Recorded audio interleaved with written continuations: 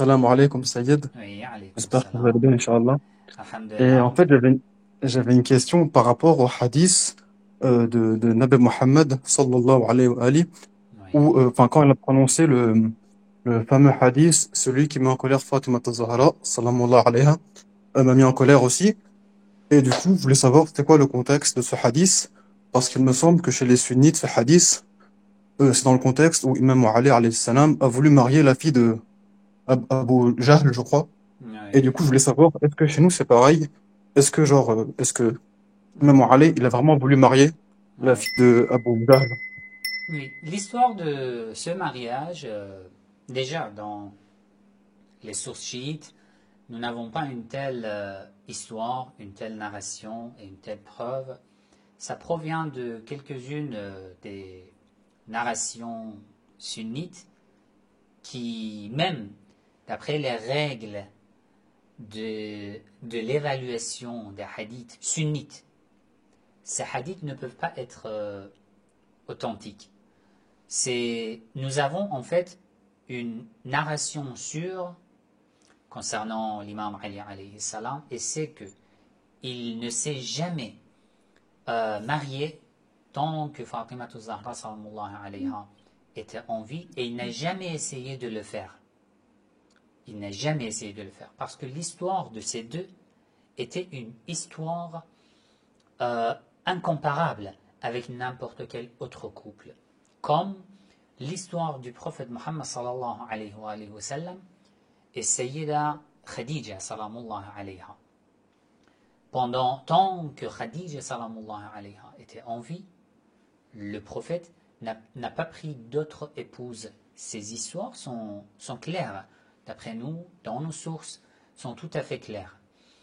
Et le fait que certains savants sunnites ont essayé de prendre ce genre de narration sur lesquelles on ne peut pas se baser parce qu'elles ne sont pas authentiques, c'est d'avoir une réponse devant les critiques des chiites au calife, au premier calife, au deuxième calife, au troisième calife.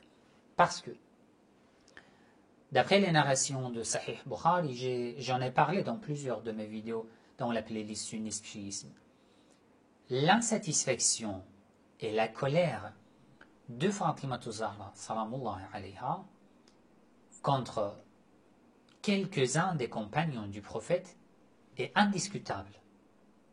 Même d'après, si on reste sur un seul livre, Sahih al-Bukhari, on ne peut pas refuser. D'accord?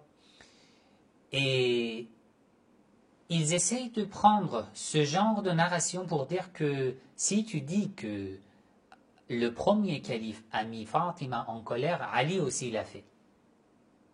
Pour te mettre dans une limite afin que tu n'insistes plus sur cette argumentation. Alors que non. D'après les narrations, les adeptes de l'imam Ali alayhi salam ont demandé à l'imam de décrire Fatima Zahra sallallahu alayha en une phrase. Il a dit Ni'mal aun ala ta'atillah. Fatima était un meilleur compagnon, une meilleure aide dans mon parcours, dans le chemin de l'adoration d'Allah. Ensuite, il a dit je lui ai jamais fait du mal et elle ne m'a jamais fait du mal. Même pas une seule fois, durant notre vie en couple. Après, pour pouvoir justifier ce que les califes ont fait, tu essayes de salir, de détruire le visage noble, le comportement noble de Ali ibn Abi Talib alayhi salam, ça c'est pas juste.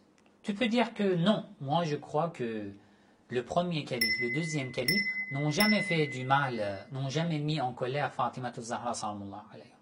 D'accord, mais dans une argumentation correcte, al-jidal al-ahsan, un débat, une conversation d'après une meilleure manière.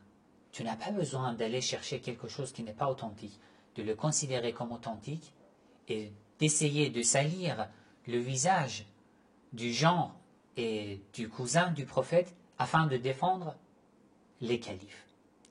Ça, c'est clair, cette histoire, et voilà, je pourrais faire une vidéo concernant ce sujet, même si il y a tellement de narrations qui sont sûres et authentiques, mais quand même, je pourrais faire une vidéo concernant cette narration particulière, spécifiquement. Est-ce que Ali ibn Abi Talib, alayhi salam, a essayé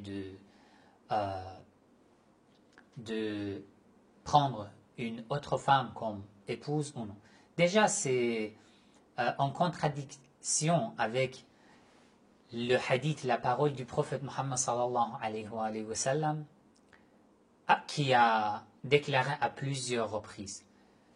Mettons la parole du prophète où il a dit Ali, Ya Ali, ô Ali, anta minni wa ana mink. Tu fais partie de moi, je fais partie de toi. D'accord? Anta minni, tu es de moi, je suis de toi. Sur Fatima Zahra, sallallahu alayha, le prophète a dit Fatima bad'atun minni. Fatima est une partie de moi. Sur l'imam Ali alayhi salam, il dit tu es de moi. D'accord? Une parole du prophète. 2. Cette parole se trouve dans Sahih al-Bukhari. 2. Ama tarda an takuna minni bimanzilati Harun min Musa. Ô Ali, ne serais-tu pas satisfait que tu sois à l'égard de moi comme Haroun à l'égard de Moïse? Sauf qu'après moi, il n'y aura pas de prophète. Ça veut dire, tu détiens tout ce que Haroun détenait, sauf la prophétie. Une telle personne peut être comme ce qu'il rapporte.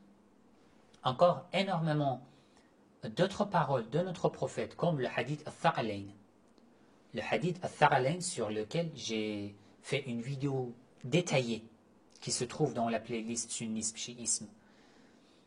Là où le prophète dit « Je laisse parmi vous 2 trésors » d'après une autre version, 2 califes, d'après une autre version, 2 imams, le Coran et mes Ahlul Bayt. Les Ahlul Bayt, en tête, c'est Ali ibn Abi Talib. Tant que vous prenez ces 2-là, vous suivez ces 2, vous ne vous serez pas égaré. Alors, une telle personne, vous pouvez lui attribuer une telle narration, c'est la honte déjà. Mais bon, quand même, c'est une mauvaise méthode dans les débats, malheureusement. Nous, on préfère si je ne veux pas accepter quelque chose, au moins je peux rester silencieux. Au lieu de prendre une mauvaise méthode et de défendre le faux, juste pour défendre quelques personnes, tu vois. Ok, du coup, si j'ai bien compris, le contexte de ce hadith, c'est une fabrication en fait. Oui, bien sûr. Ils ont fabriqué. Ok, d'accord. Ok. Oui, c'est Ok, ça. très bien, merci, Sayed. Merci beaucoup, Sayed. Je vous en prie.